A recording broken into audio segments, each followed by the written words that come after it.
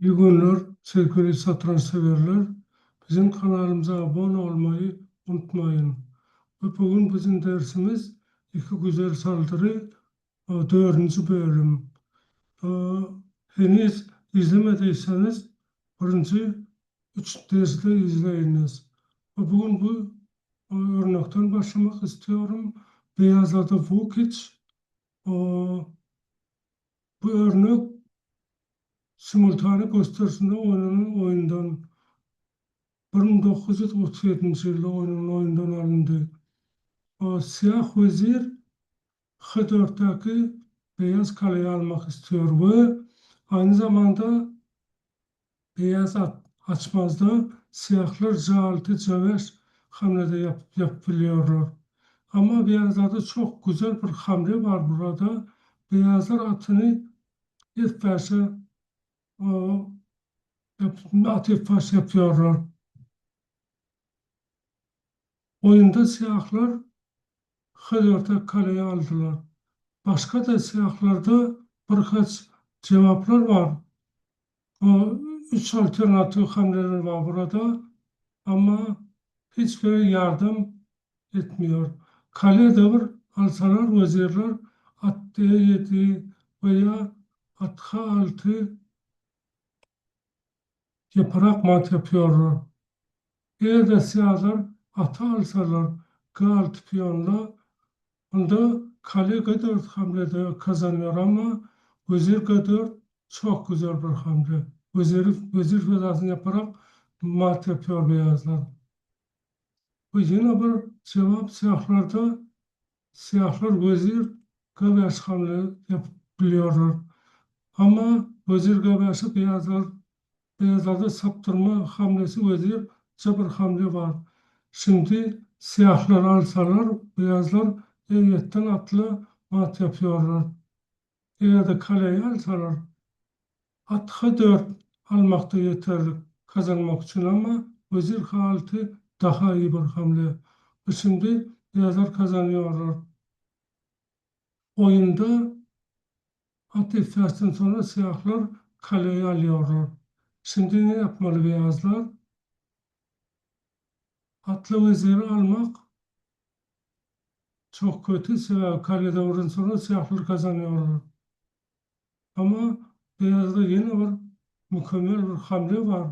Onlar vezir H5 yapıyorlar. Ve birkaç taktiksel o yöntemleri, yöntemlerden faydalanarak beyazlar kazanıyorlar. Vezir H5'ten sonra şimdi eğer siyahlar vezir alsalar bir saptırma fedası oluyor. Onda beyazlar atla heyetten mat yapıyorlar. Eğer siyahlar piyonla alsalar onda at H6'dan sonra mat yapıyorlar. Aslında oyunda vezir H5 hamleden sonra siyahlar teslim oldu.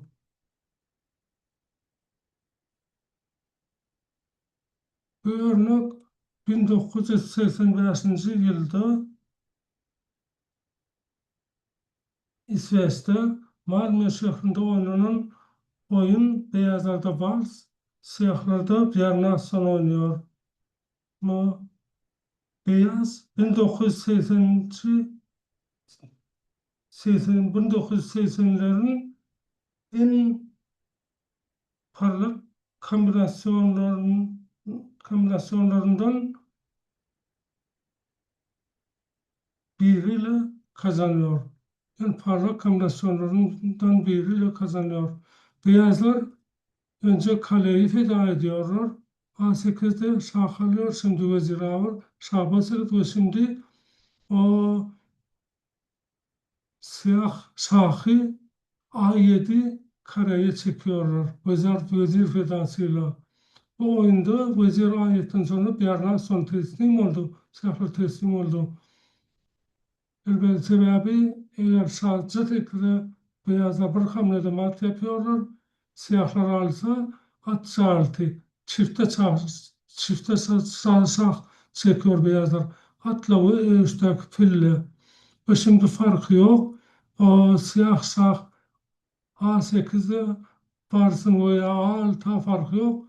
Beyazlar kale ağır yapıyorlar. Ve file ağacı, kale ağaç mat yapıyorlar.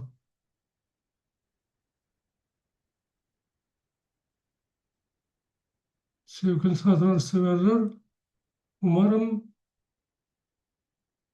dersimizi beğenmişsinizdir. Bu önümüzdeki derste görüşmek üzere.